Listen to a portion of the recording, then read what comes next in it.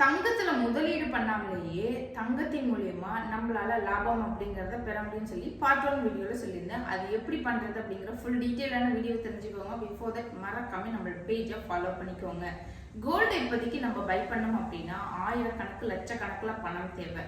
ஆனா அந்த கோல்டு விற்பனை பண்ணக்கூடிய மிகப்பெரிய நிறுவனங்கள் லைக் உதாரணத்துக்கு டைட்டன் கம்பெனியே 3 ஜுவல்லரி ஷாப்ஸ் ரன் பண்ணிட்டு இருக்காங்க. தனிஷ்க், மியா பை தனிஷ்க், கேரட்லைன்.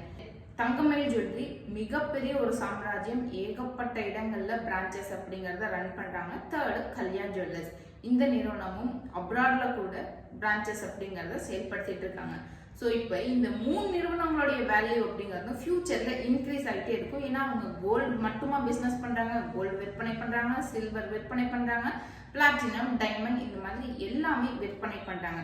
ஸோ இந்த கம்பெனியோடைய பங்குகள் ஷேர்ஸ், ஒரு ஷேரோட பிரைஸ் மினிமம் 100 ரூபாயிலிருந்து நிறைய கோல்டு ஷாப்ஸோடைய பங்குகள் அப்படிங்கறத விற்பனை பண்ணிட்டு இருக்காங்க. நம்மளுடைய பங்கு சந்தையில இன்வெஸ்ட்மெண்ட் அப்படிங்கறத பண்ண முடியும்.